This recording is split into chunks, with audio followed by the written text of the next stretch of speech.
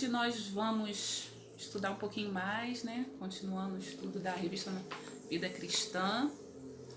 Hoje vai ser do mês de novembro, continuando Gálatas 3, ainda, mesmo capítulo, mas é a segunda parte dos versos 6 a 14. Entre a lei e a fé, vencendo a fascinação pelo erro com o argumento na Escritura. Né? Vamos abrir a Bíblia em Gálatas 3 para estar acompanhando os versículos, né? Compartilhando com as irmãs.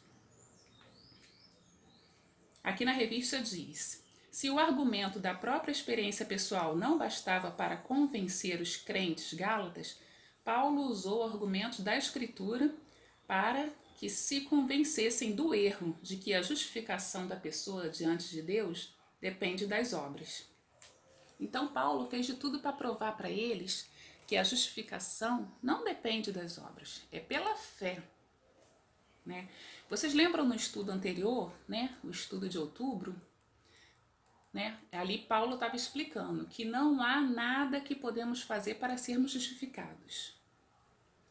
Nós precisamos estar continuamente expostos a ouvir a palavra de Deus, a guardar a palavra de Deus mediante a leitura, a pregação. Né? Os gálatas começaram a acreditar que o procedimento deles garantia a salvação.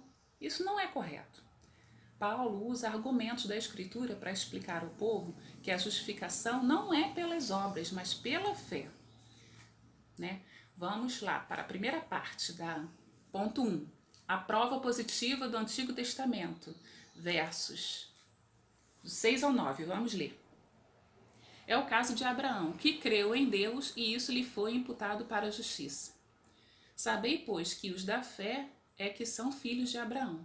Ora, tendo a Escritura previsto que Deus justificaria pela fé os gentios, preanunciou o Evangelho a Abraão. Em ti serão abençoados todos os povos. Até o verso 9. De modo que os da fé são abençoados com o crente Abraão. A resposta dos judeus é diferente da resposta de Paulo. Né? Aí na revista nós vamos estudar as duas partes. Né?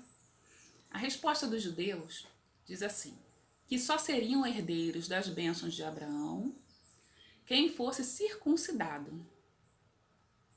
Ensinava a justificação pela prática de normas e costumes. E Paulo já disse que não é assim. Né? Vamos ver logo abaixo a resposta de Paulo.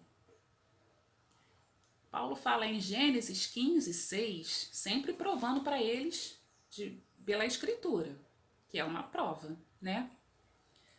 Paulo, em Gênesis 15, 6, lemos que a fé de Abraão foi reconhecida como justiça. Nesse versículo diz assim: creu no Senhor e isso lhe foi imputado para a justiça. Os filhos de Abraão são os que creem. Ou seja, todos nós somos descendentes de Abraão, filhos de Abraão. Todos aqueles que creem que Jesus Cristo é o nosso Salvador, que Jesus Cristo morreu por nós lá na cruz. Vamos agora para o ponto 2. A prova negativa do Antigo Testamento. Verso 10, 11 e 12. Vamos ler. Em Gálatas 3, versos 10, 11 e 12. Todos quanto, pois, são das obras da lei, estão debaixo de maldição, porque está escrito: maldito todo aquele que não permanece em todas as coisas escritas no livro da lei, para praticá-las. E é evidente que pela lei ninguém é justificado diante de Deus, porque o justo viverá pela fé. Ora, a lei não procede de fé, mas aquele que observar os seus preceitos, por eles viverá. Nesses versos que nós lemos, nós podemos entender que a maldição citada aqui se refere à maldição do Monte Ebal, mencionadas lá em Deuteronômio, capítulo 27, do 11 ao 26, né? Que o Deuteronômio é considerado o livro da lei.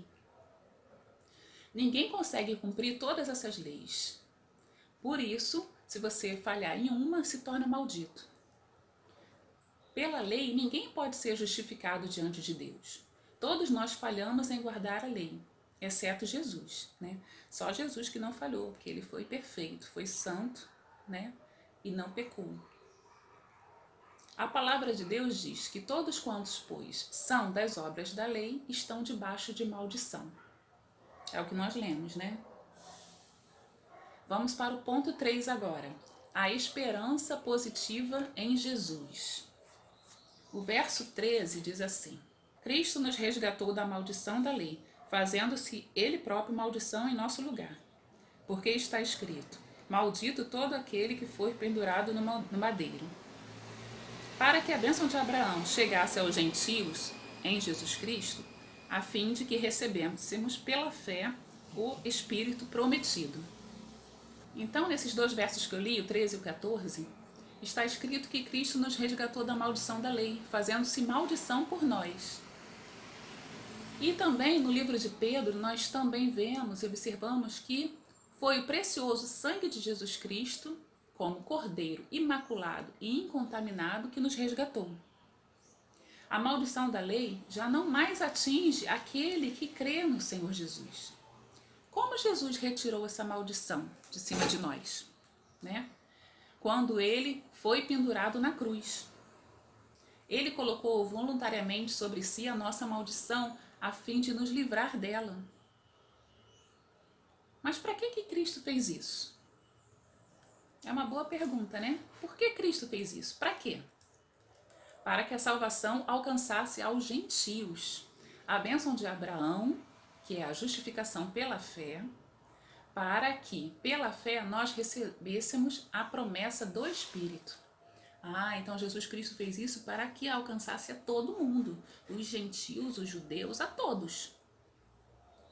E aí todos nós recebemos a promessa, a mesma promessa que ele fez para Abraão, se estendeu até nós também, que nós também somos descendentes, filhos de Abraão.